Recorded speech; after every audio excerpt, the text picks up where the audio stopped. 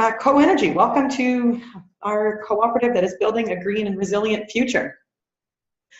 The role or the objective of CoEnergy is to develop a low-carbon economy in Eastern Ontario and West Quebec. That is to empower people to choose their own energy use in their community. The focus is on GHG reductions, and that will always be a filter that we use to select projects. And we'd like to demonstrate, again, as we did with the Ottawa Renewable Energy Co-op, the democratic business model that cooperatives allow. So why now? Why is it important to have this type of cooperative available now?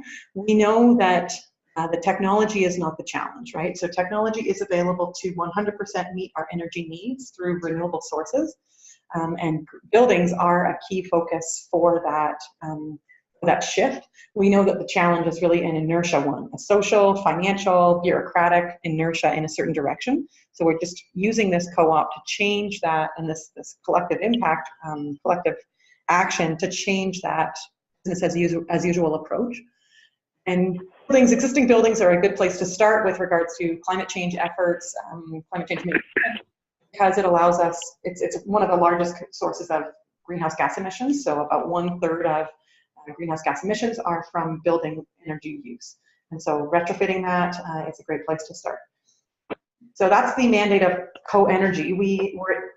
We're being incubated by the Ottawa Renewable Energy Cooperative, which has a history in solar energy for the past 8 years, and now has spun off this new sort of OREC 2.0 to allow it to do other things. So CoEnergy can do solar projects as well as energy efficiency retrofits, whereas OREC was limited by legislation in Ontario to just generating green electricity. So CoEnergy has a wider range of sustainability services. It does this through as a service co-op, and that is made up of 2 different types of classes of members. Those are consumer members, as in the clients of the services, so the ones who use the energy, and the community members, and those are individuals who are welcome to invest in the projects to provide the capital.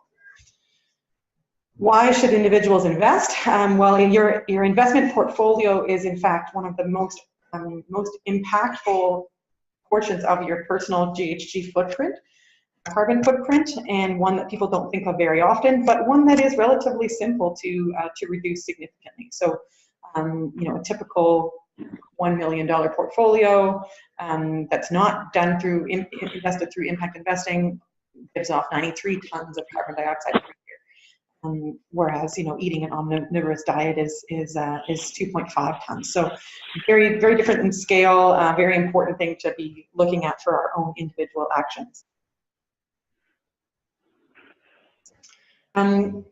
Okay, so how it works, so first we confirm projects, so we develop projects, we sign contracts, we get some of the projects along to a certain level of readiness, and then we manage them and finance them. So that's where the community members are involved and invited to invest in these projects.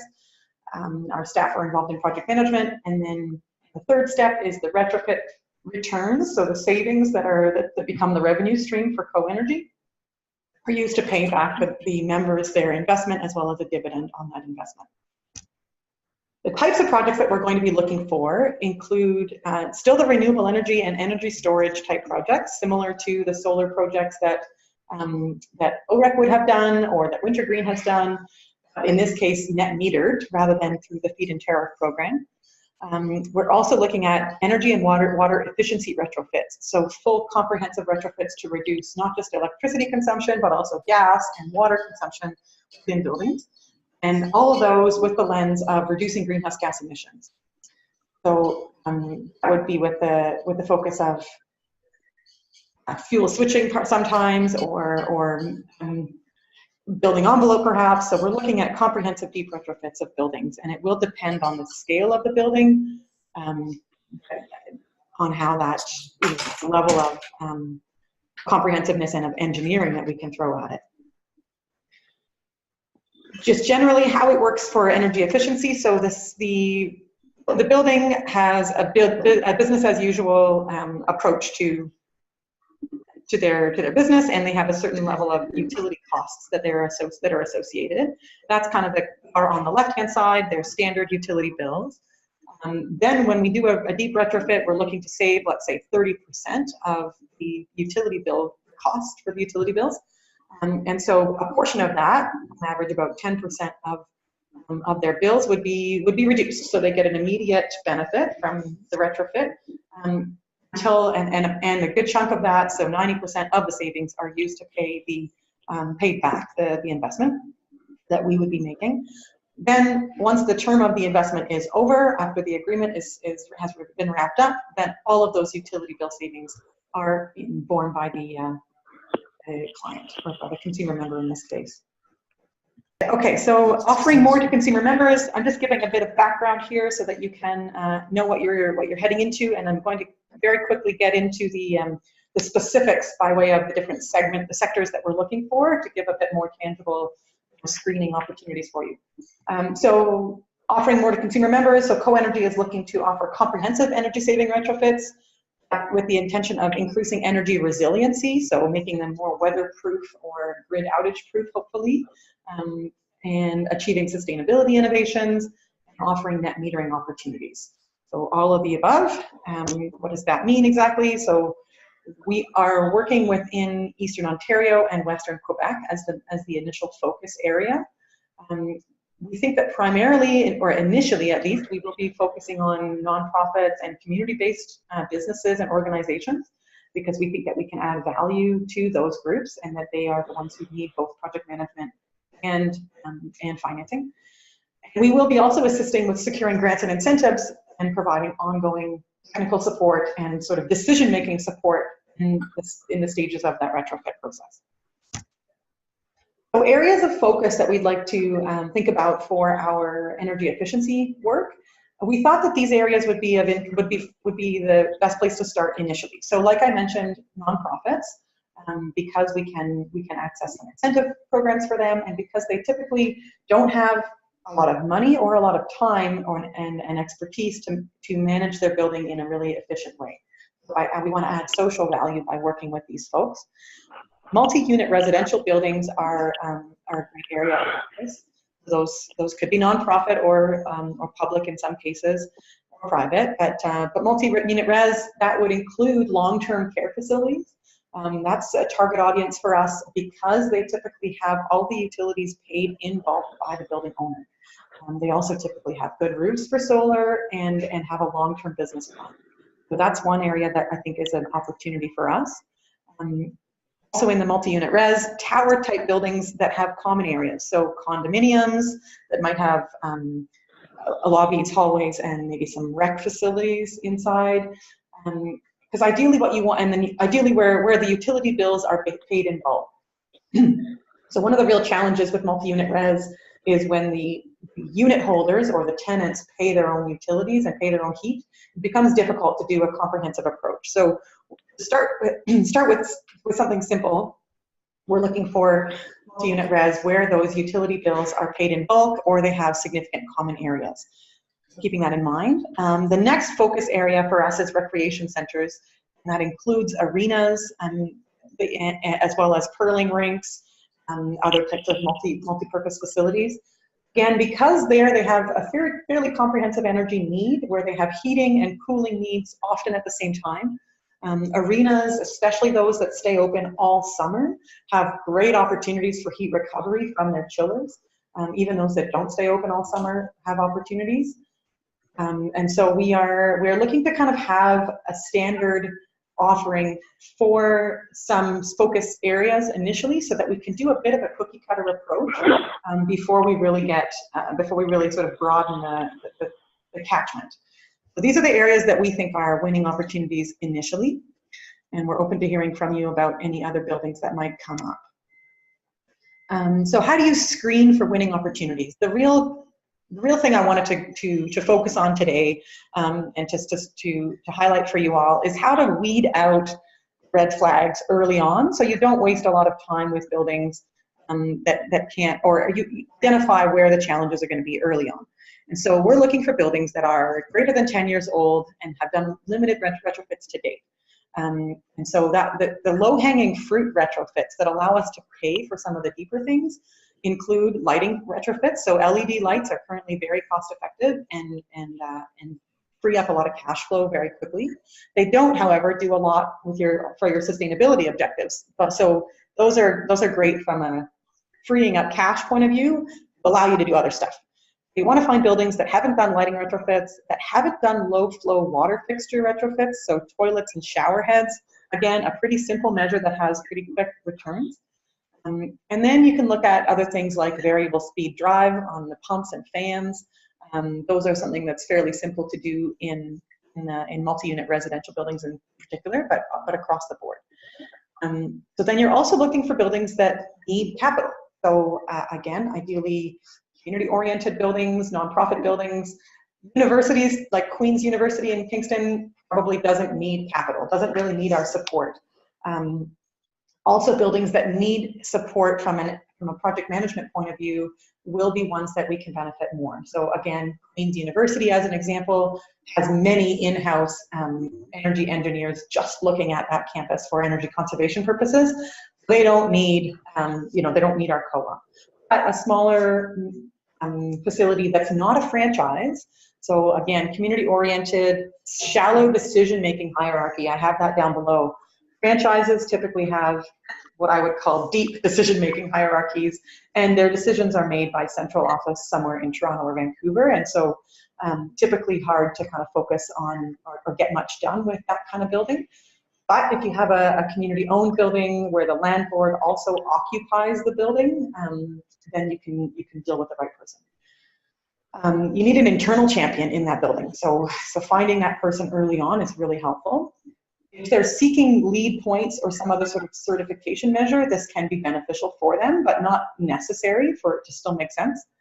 You want to deal with buildings that aren't faced with heavy procurement rules if possible. So a lot of public institutions are going to have to go through MERCs for procurement, and that can slow down the process. It is possible and only applies to projects over a certain size, so perhaps some easy things in public buildings would be a good place to start, but it is easier to deal with buildings that are not in that segment of procurement rules. Then, we're talking about efficiency projects here, but if we can do both our solar work and our efficiency work at the same location, then that's great. So we'd be looking for buildings for the solar side of things. We'd be looking for buildings that have at least 10,000 square feet of open roof space. I'm going to get more into the solar stuff in a minute.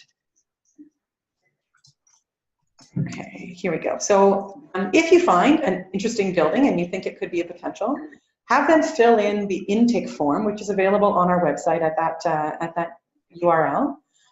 Also collect their utility data, so their gas bills, their water bills, their electricity bills. Ask them some of these simple questions like when were the renos last done, what types of renos have been done. And then we can, if we get through all that and it still looks like there's a potential here, we will do some sort of walkthrough audit. So we'll work either our in-house team or we'll work with someone from your side or a local contractor to do a site visit and a walkthrough audit. We should also get them reviewing the equipment lease template to make sure that they're comfortable with the legal language of how we will be working together. Then we would also want to check their financial position. So we want to look at their last year of financial statements, last year or two, and their cash flow projections for the next year to make sure that this is a viable business that we're working with, because we're talking about entering into long-term agreements with them, and we want to know that they'll be around to pay us back. Okay, so that's kind of the energy efficiency stuff. Jumping into the solar stuff, and unless there's any burning questions, I'll keep rolling here and we can ask questions all at the end. So looking at solar rooftop projects, again, this is through net metering now. So the criteria is a bit different than it was for the feed-in tariff program. So the trends here are really quite interesting. So the cost of solar, as you all know, is coming down significantly. And these numbers we pulled in 2016, but they have been tracking fairly accurately to date. So we are seeing projects going in 2019 with about $1.60 cost per watt DC. which is great. So this is still pretty relevant. So that's the solar pricing is coming down. And likewise, or on the other side, the electricity costs are going up significantly. Historically, that's been about 9% per year. We're seeing that tapering off a bit around the election. But this is what people are, the class of customer that we're dealing with or that we're focusing on is experiencing this increase in electricity pricing. And this is just the electricity side, not the fixed costs or the delivery side of the bill, but just the prices per kilowatt hour. So how do you screen for good rooftop opportunities? So as I mentioned in this slide, we're looking for Class B customers. So we're looking for those that are between 50 kilowatts and 5,000 kilowatts of demand. So that's going to be pretty much most of your mid to large size commercial buildings. Not the campuses, not the hospitals or the universities. They're going to be in Class A, which is the largest class of consumer.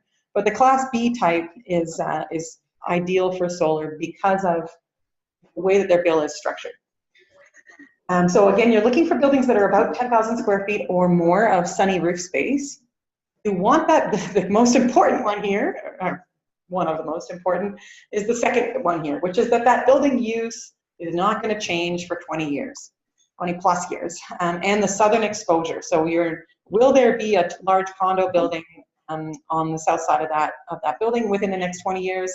Hard to know, but it's important to take a reasonable guess and look into some of the land use planning documents that the city might put out, really kind of protect yourself, because that is really important, of course, to our business, and is not something that the building owner has any control over if it's a building off of their site.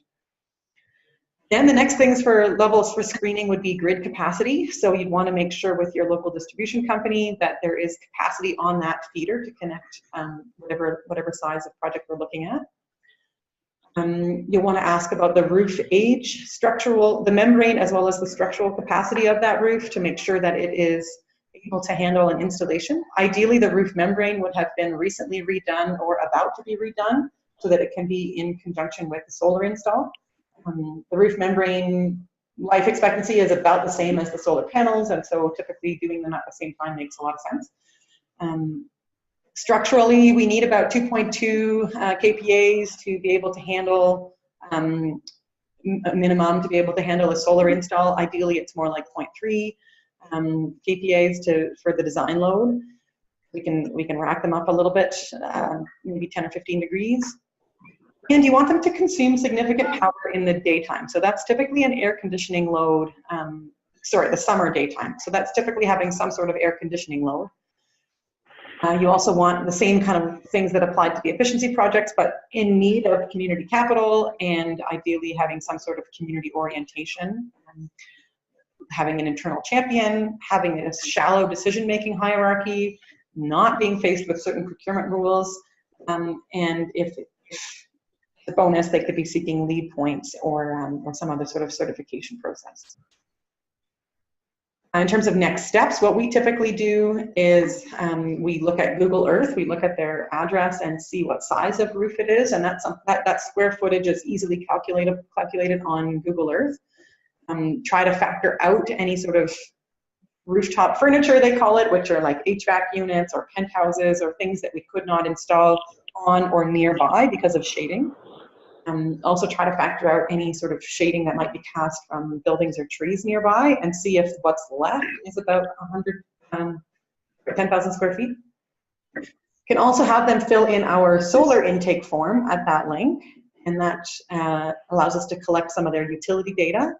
We prefer the hourly utility data from the local distribution company. Typically, an email to the local distribution company will give you the opportunity to, or you can request by email that hourly data. They might charge you for it, but it's not a substantial amount. Some utilities provide it free of charge. That hourly data is important for us for the past year. That's what we typically ask for, is hourly data for the past year. And that gives us the ability to model not just the kilowatt hour savings, but also the demand, the kilowatt savings, because it tells us when our solar generation will be happening at the same time as their consumption. Then, of course, the next step would be to verify the grid capacity. So that's where sometimes it's called a Form A that is submitted with Hydro One. I don't know the name of the form with Kingston Utility, but probably something similar to verify grid capacity on that location. Then you would also want the client to be reviewing your legal structure, so the equipment lease, and collecting their annual financial statements for the past 2 years and their cash flow projections. Because, again, as with efficiency work, solar is a long-term contract that we're entering into, and we want to make sure that they're a financially viable entity. Okay, so that takes me to the end. I do invite, I'd be remiss to not invite you all to join as members of our co-op. You can do that today. It's $50 for life to join CoEnergy.